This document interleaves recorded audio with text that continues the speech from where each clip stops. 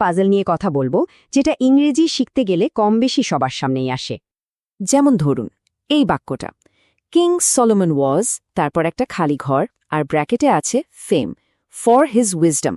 এখন প্রশ্ন হলো, এই খালি ঘরে কি বসবে, ফেম, ফেমাস নাকি ফেমাসলি? এখানে কিন্তু আন্দাজে উত্তর দেওয়ার কোনো সুযোগ নেই। আসলে সঠিক উত্তরটা বের করার জন্য সবকিছু মুখস্থ করতে হবে না, কারণ এর পেছনে একটা দারুণ লজিক আছে। আর সবচেয়ে মজার ব্যাপার হলো, ক্লু বা সূত্রটা কিন্তু ওই বাক্যের মধ্যেই কোথাও লুকিয়ে আছে।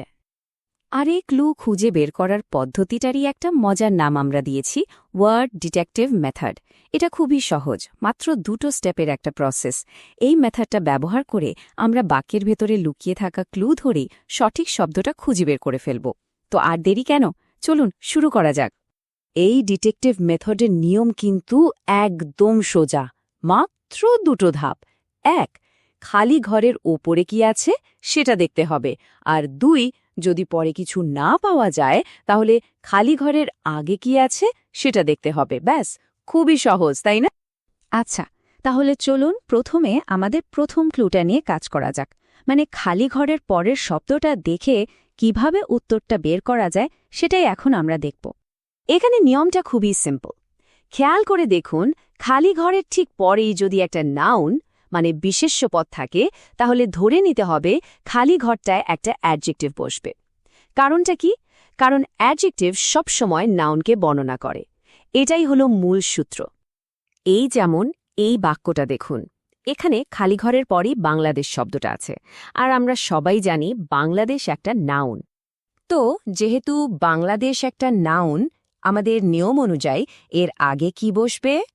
ঠিক, একটা অ্যাডজেক্টিভ। তাই ডিজিট শব্দটা পাল্টে হয়ে যাবে ডিজিটাল। তাহলে পুরোটা মিলে কি দাঁড়ালো? ডিজিটাল বাংলাদেশ। দেখুন কি সুন্দরভাবে নিয়মটা খেটে গেল। এখন একটা প্রশ্ন আসতেই পারে, আচ্ছা, যদি খালি ঘরের পরে কোনো শব্দই না থাকে, তখন কি হবে? আরে ঘাবড়ানোর কিচ্ছু নেই। তখন আমাদের ক্লু লুকিয়ে থাকবে খালি ঘরের ঠিক আগের শব্দটাতে। চলুন দেখি এটা কিভাবে কাজ করে। দেখুন, যদি খালি ঘরের আগে অফ, ইন, ফরের মতো কোনো প্রেপোজিশন থাকে, কিংবা এ অ্যান্ড দি এর মতো কোনো আর্টিকেল, অথবা মাই, হিজ, দেরের মতো কোনো পজেসিভ শব্দ থাকে, তাহলে প্রায় নিশ্চিতভাবেই ধরে নেওয়া যায় যে খালি ঘরটায় একটা নাউন বসবে। এগুলো হলো নাউন বসার জন্য খুব শক্তিশালী সিগন্যাল। আবার অন্যদিকে যদি খালি ঘরের আগে ইজ, ওয়াজ, বিকামের মতো কোনো লিঙ্কিং ভার্ব থাকে, অথবা এমন কোনো অ্যাডভার্ব থাকে যার শেষে লি আছে, তখন কিন্তু খালি ঘরে একটা অ্যাডজেক্টিভ বসবে। এই ছোট্ট ছোট্ট সংকেতগুলো মাথায় রাখলে দেখবেন কাজটা কতটা সহজ হয়ে গেছে। বেশ, ক্লু তো আমরা খুঁজে বের করতে শিখে গেলাম, কিন্তু ক্লু পাওয়ার পর সঠিক শব্দটা বানাবো কিভাবে? এর জন্য আমাদের একটা টুল কিট দরকার। চলুন এবার আমাদের সেই শব্দ তৈরি টুল কিটটা একবার দেখে নিই। নাউন বানানোর জন্য আমরা সাধারণত শব্দের শেষে কিছু অংশ যোগ করি, যেগুলোকে বলে সাফিক্স। যেমন ধরুন টেশন, মান্ট, নেস বা হুড। এগুলোই হচ্ছে আমাদের নাউন বানানোর সবচেয়ে দরকারি টুলস।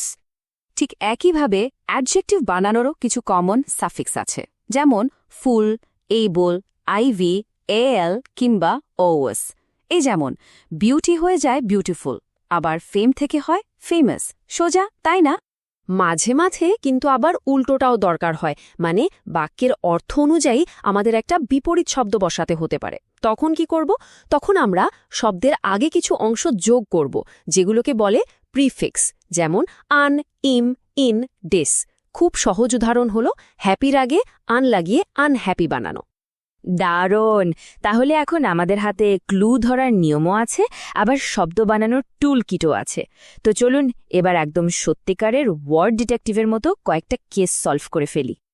আচ্ছা, আমাদের প্রথম কেসটা দেখা যাক। বাক্যটা হলো education is essential for any kind of, তারপর ব্র্যাকেটে আছে ডেভেলপ। তো এখানে ডেভেলপ শব্দটার কোন ফর্মটা বসবে? চলুন আমাদের ডিটেকটিভ মেথডটা কাজে লাগাই। প্রথমেই দেখি খালি ঘরের আগে কি আছে। এখানে আছে অভ, আর অভ হলো একটা প্রেপোজিশন। আমাদের নিয়ম কি বলে? প্রেপোজিশনের পরে একটা নাউন বসে। তাহলে আমাদের ডেভেলপ শব্দটার সাথে নাউন বানানোর একটা সাফিক্স যোগ করতে হবে। আর ডেভেলপের নাউন ফর্মটা কি?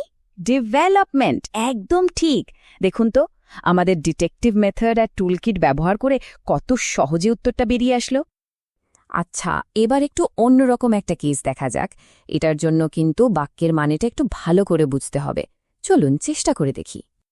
এই কেসটার ক্ষেত্রে সবচেয়ে জরুরি হল বাক্যের কনটেক্সট বা প্রেক্ষাপটটা বোঝা। আমাদের এমন একটা শব্দ খুঁজে বের করতে হবে যেটা পুরো বাক্যের অর্থটাকে ঠিকঠাকভাবে প্রকাশ করে, আর এর জন্য আমাদের প্রিফিক্স টুলকিটটা কাজে লাগতে পারে। দেখুন, বাক্যের ইতিহাস বা প্রেক্ষাপট বলছে আমাদের এখানে ডিপেন্ডেন্ট শব্দটার বিপরীত অর্থ দরকার।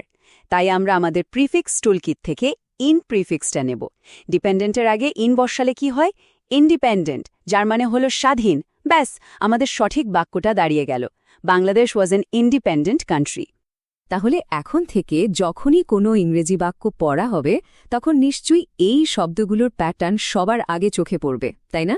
এই ডিটেকটিভ স্কিলটা ব্যবহার করতে থাকলে কিন্তু খুব সহজে একজন শব্দ বিশেষজ্ঞ হয়ে ওঠা সম্ভব।